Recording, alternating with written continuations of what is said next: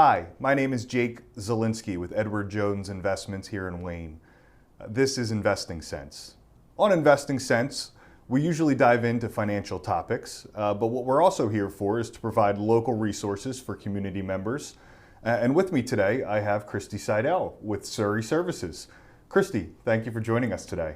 Good morning, Jake. Thank you for having me. Now, myself and a lot of my clients are very aware of what Surrey does, but I'm sure there's people out here, especially in our community, that aren't aware of what Surrey does. Can you tell me a little bit about Surrey and how you got involved with Surrey? Sure.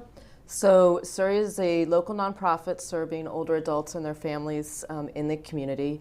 We started 40 years ago, actually, in Wayne, in the attic of a woman's home. Wow. And she saw her neighbors that were not able to get to medical appointments and get to the grocery store and do some of those essential things. So our foundings is really in the transportation, hence the name Surrey. But since over the last 40 years, we have grown our services tremendously. We now have centers where we have programs. We have virtual programs now, of course. Nutrition, information and referral. We have a home care services. We even have somebody who can help people, pay their bills and do things like that, just organize their paperwork.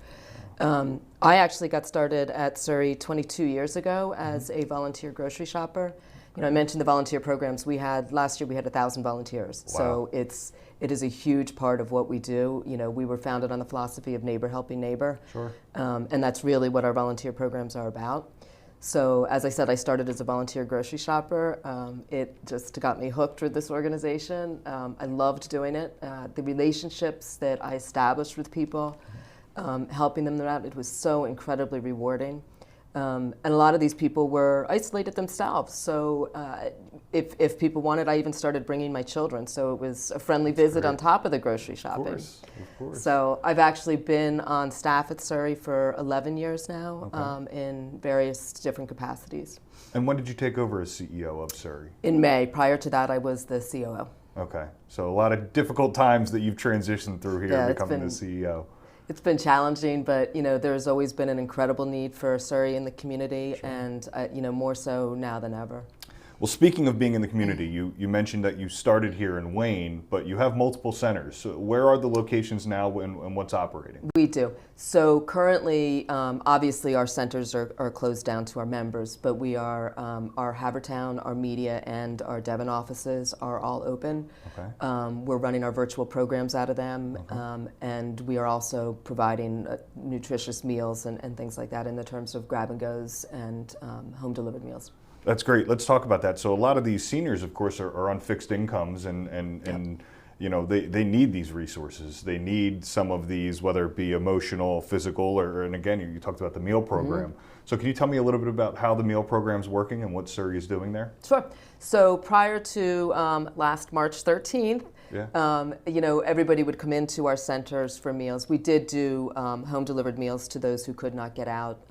We worked with the local food pantry right over in the center of Wayne. Right. We would pick up food and deliver it to people and things like that.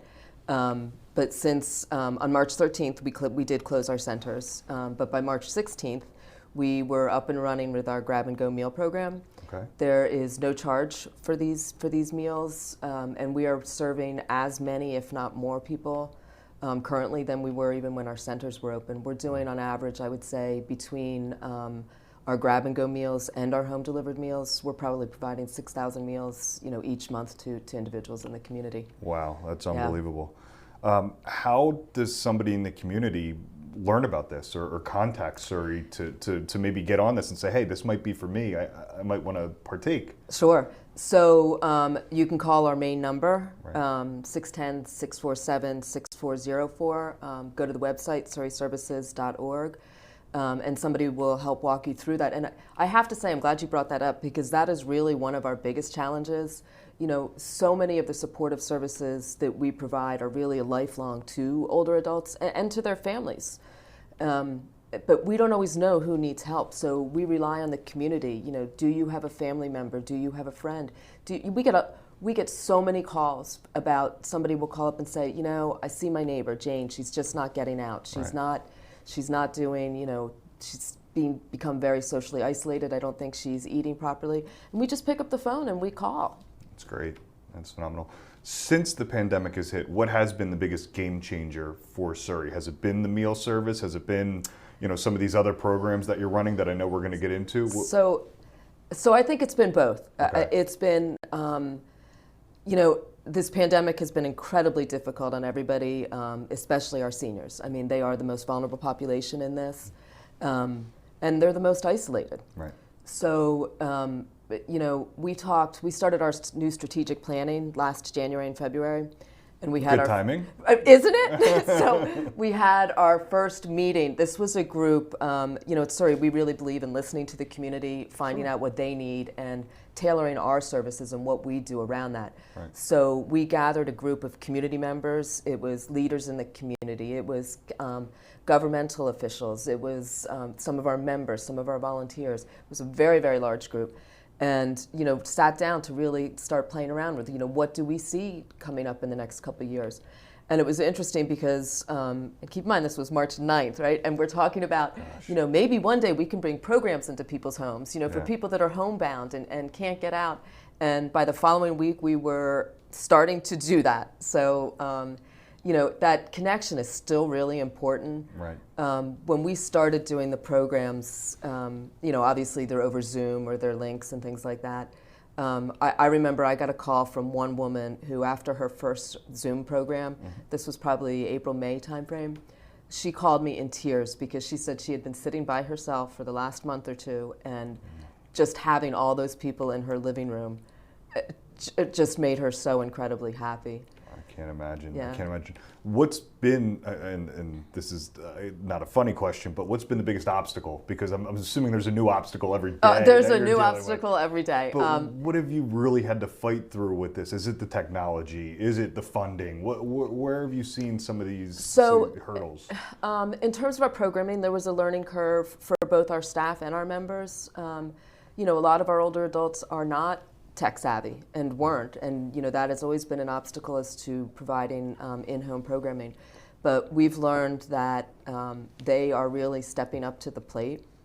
Nothing like necessity to really force you to learn a new skill. Right. We have one woman, she's actually a volunteer. She leads one of our programs called the Surrey Story Theater, which is on our YouTube channel. She was very ill over the summer, became very isolated, was not tech savvy. She has now taught herself, she probably knows more than I do on a lot of these things. Right. She's taught herself iMovie so that she great. can record these programs herself. Yeah. The last program she put up, I think, had 1,000 views on it. Right. So, people are learning new skills every day. Yeah. This social isolation and mental health that is very important, specifically like you said in this subset of the community. What happens if these seniors don't know how to use the technology, or maybe they don't have access to it at first? I know you mentioned, I guess you buy the plan with the iPad, but how does all that fit together? So we recently got a grant, and you talk about the way all of our programs really tie together, and I'll use a specific example. We had a gentleman, his name is Roger, and he came to us because he was extremely food insecure. Okay. He was brought to our attention. He had a car, but it was barely operational most of the time, and quite frankly, even when it was, he often couldn't afford the gas to go out and get the food, never mind the food itself. Right. So we reached out to Roger. We've been delivering meals to him. One of the things that we do for our seniors is we call them friendly phone calls, just calling to check in. So once we started delivering the meals to Roger and making sure that he was getting the nutrition that he needed, we started with our friendly phone calls, and we really found that he was extremely socially isolated, becoming very, very depressed. Sure. So a little while ago, we received a grant to start a technology lending library.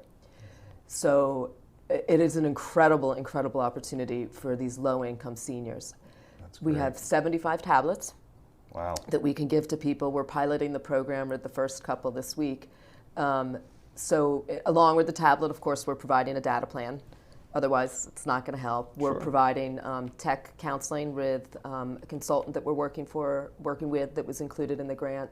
along with some volunteers that can do some one-on-one counseling. That was going to be one of my questions. Yep. I know from my clients and as well as family members, they have to be a little hesitant when they first sign up for things, especially when you throw the word technology in there.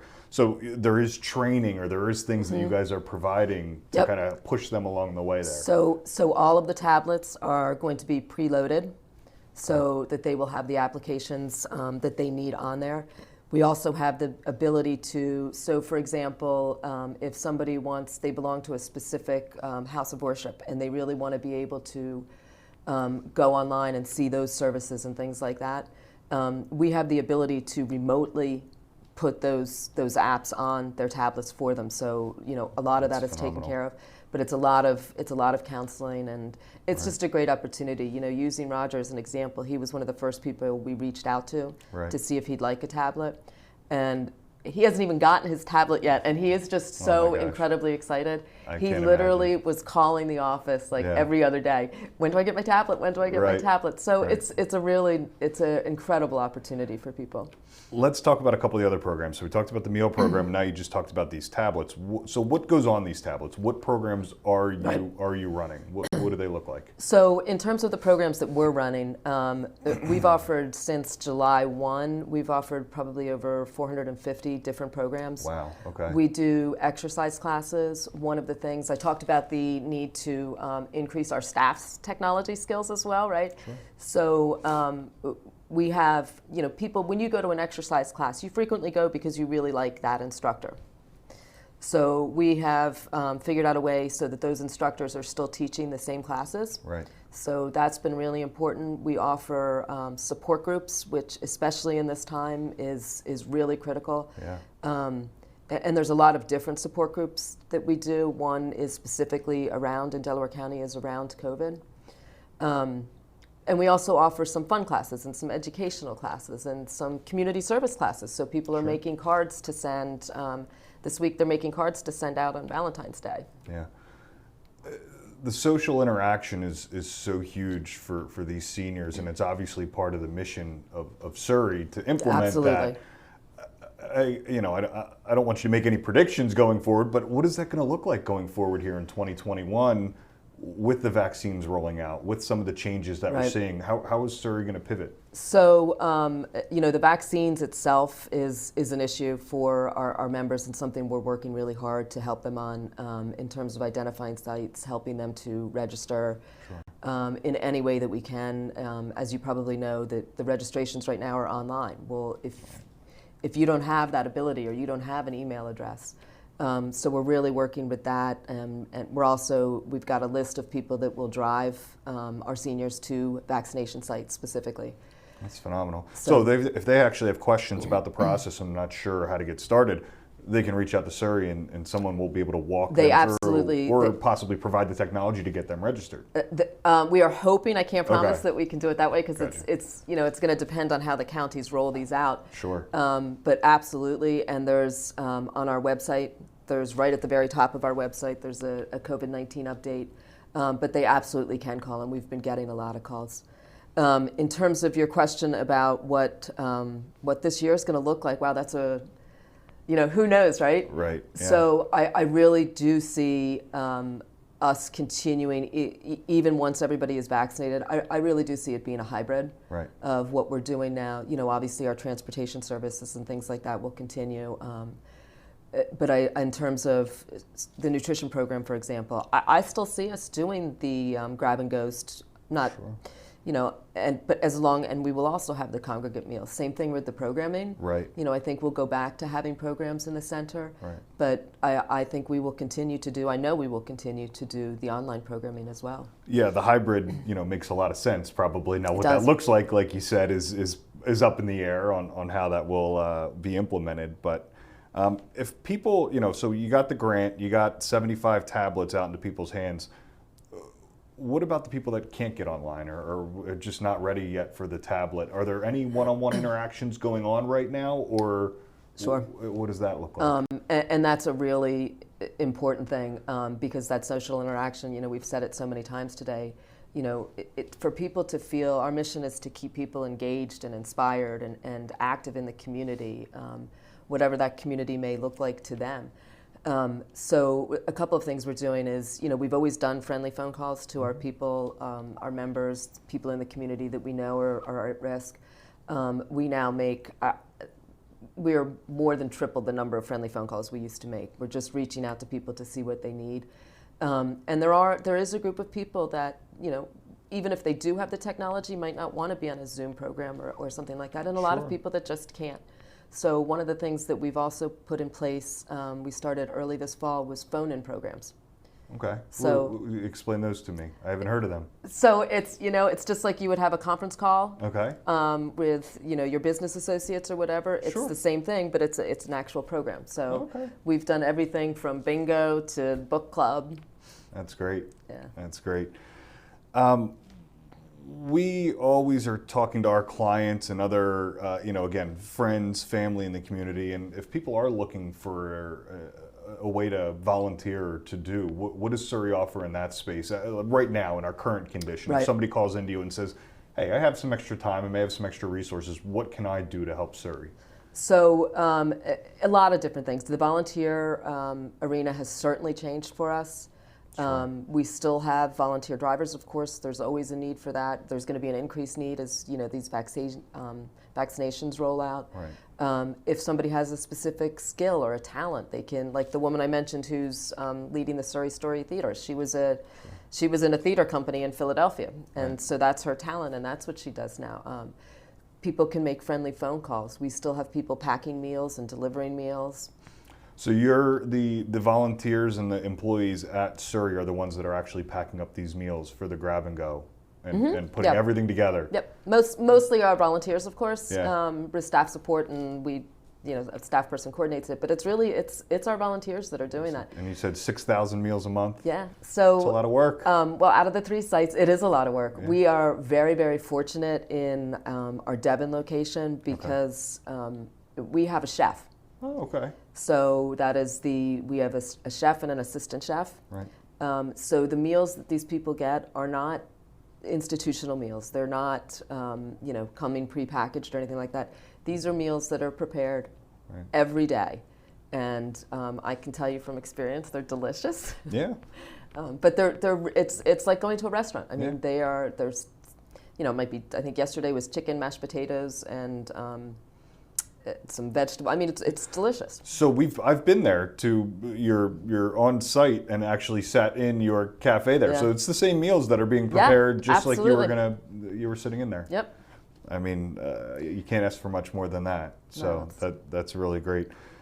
So again, people can volunteer for driving, and I'm assuming that's big right now with a lot of these seniors if they have doctor's appointments. I know you did that in the past, but I can't imagine now with, again, we go back to the social isolation, people, maybe the family that isn't, visiting or isn't around, or maybe they don't want to ask the friend down the street. Right. Is that a huge need that you're still seeing? Is these seniors getting So to doctors, hospitals? There's always that need. For a while, we did have to suspend for safety reasons, our non-essential rides. Sure. So that's, for example, rides to the hairdresser Right. and things like that. Yeah. But we have maintained all of our essential rides to doctor's appointments, and that's critically important. I mean, I think there was a lot of fear about going to the doctors, of course, but there's still that need, and we were seeing some people that were perhaps postponing doctor's appointments that are now really starting to go back.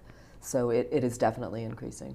Yeah, I can't even imagine. Yeah, I'm sure people are itching to get back to those non-essential items. But as we've seen with our own clients, there's still some hesitancy, even for the essential, because of these safety, issues that are happening and right I now. think that's going to continue. Right. And I think we're going to continue to see, Surrey was really founded as a way for people to stay in their homes as they age, and to stay safe and engaged and all of that. And I think there's going to be an even bigger trend seeing people staying in their homes, and perhaps needing a little bit of assistance to do so. Okay. Our home care services, families really rely on that. Yeah. So, of course, we have the strictest safety protocols, but they really rely on that. Somebody to go in and help their mom, maybe do some meal prep and help them with bathing or dressing or whatever it might be. Yeah. Some of the things that sound simple, but probably are life-changing for some of these seniors. So you did your strategic planning at the beginning of 2020, and of course the wrench got thrown into all of that. Let's talk about though what is around the corner for Surrey. So let's hopefully say we have a light at the end of the tunnel here, right, and we're going to get out of this. What does Surrey look like going forward? What are your initiatives going forward over the next couple of years? So we started the strategic planning process in January, February, as I mentioned. Again, when everything changed, we pivoted in that plan. It is an evergreen plan, so it's something that we work with every day. There's a couple of very incredible initiatives. The first is the Bielenson Institute for Innovation and Aging. Okay. It is named after John Bielenson, who is a local resident. Okay. He is an expert in the field of aging, nationally known. He is on Surrey's board. He was a former board chair. Oh, great. Really, really incredibly remarkable man. So this institute is really going to serve as a proving ground for national programs. So, and in this virtual environment, it's going to be even easier to do that. So it's going to bring together, we have an advisory board on it, and that is going to be, we've already got 4 people on it. It's really leaders in the aging field from around the country. Oh, wow. So not just in the local community, we're going all over the country to get the best. We are. That's phenomenal. What else is on deck? So not that that's not enough. That's it's phenomenal, a lot, yeah. But So, what else do you have coming up? Obviously the technology initiatives are going to be huge. Right. We are starting and hope to launch early next fall a Surrey Academy. We talked about the importance of people wanting to stay in their homes, needing to stay safe. Sure. So our Surrey Academy is actually going to be a way for us to train caregivers. Okay. We will be working in collaboration with other organizations as well. And it's to train, not only for Surrey to have caregivers, right. But to train a family caregiver. So if you're taking care of your mom or your spouse or whatever it might be, to help you to learn to do that, to improve the care throughout the community. Sure. Of caring for older adults. Right. I want to pivot back to something we said earlier, but I think it's so important as we get to wrap up here. There is a lot of hesitancy that we see in the senior community to reach out. So again, what you're saying, if somebody wants to get involved, or if you have a neighbor or a friend or a family member, they're okay to reach out to you, and then Absolutely. You guys will actually initiate that call. Yep, to absolutely. Whoever it is.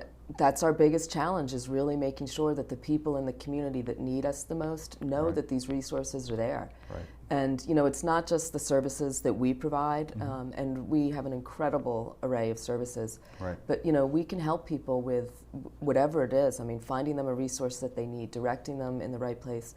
We work with AARP to do taxes. We work with the Prize for Medicare counseling.